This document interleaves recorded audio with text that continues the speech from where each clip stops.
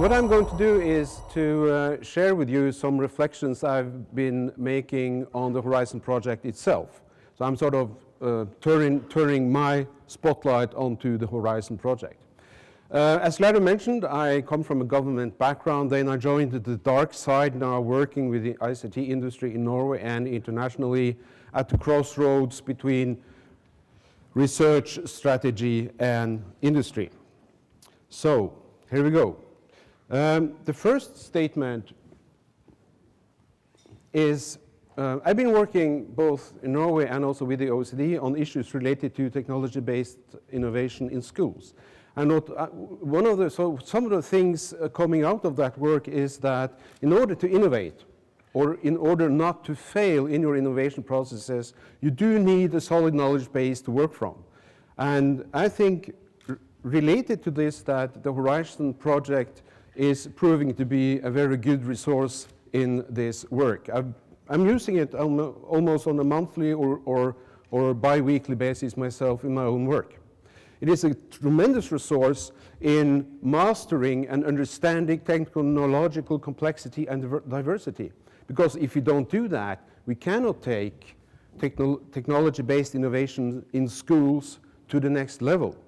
And I also love the approach taken in the Horizon work on trying to turn knowledge into practice. It's a sort of a part of the backbone of the work, and I think it's a very important quality of the Horizon reports. I've been on the K-12 report for the last 2 years, by the way. My second statement is that being a former policymaker, but now also working with the industry, I think that the Horizon reports can be an important contributions in what I call the professionalism of the marketplace.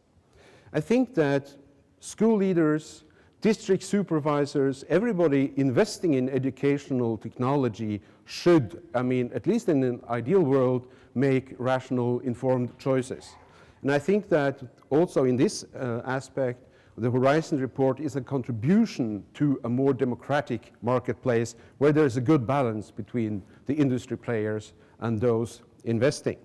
This is sort of, at least speaking from my Norwegian background, working with this over the last 12 to 15 years. My third issue is related to something in one of the OECD reports I was involved in a couple of years ago, was the question of how do you translate research into meaningful guidelines for practice. And I think here are some issues that also the Horizon project should look at.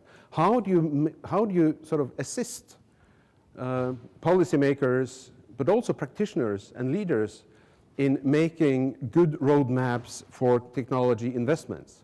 Not like this one, showing the US strategy in Afghanistan, but creating understandable roadmaps that enables you to navigate. And I think there are basically two important balancing acts that both the Horizon project as well as the practitioners need to take into consideration. One of them is to find a balance between the avant-garde and the here and now. And the second balancing point is between simplicity and complexity.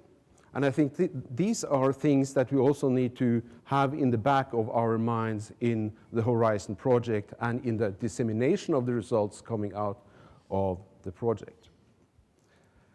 My fourth and last statement is a question that arose when I was preparing for this trip, and that is, are there any sort of unfinished business? Are there any last mile issues with the Horizon project?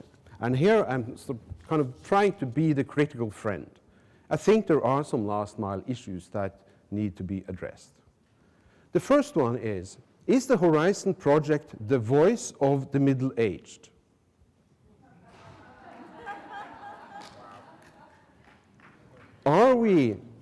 Could we enhance the impact of our work by integrating the voice of the learners, integrating the voice of the students in higher ed, of the users of our museums, the young researchers? How do we capture them to make it even younger, even more vibrant?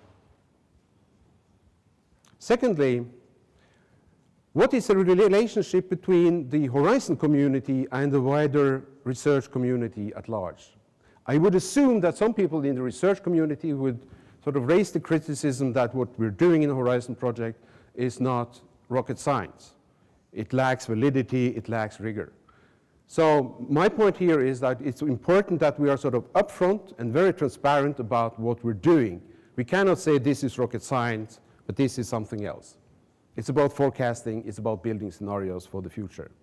And the third and last issue that I wanted to mention briefly is how can the Horizon project engage in a wider dialogue, a wider collaboration with the ICT industry, which I think could be an advantage for both sides of the table.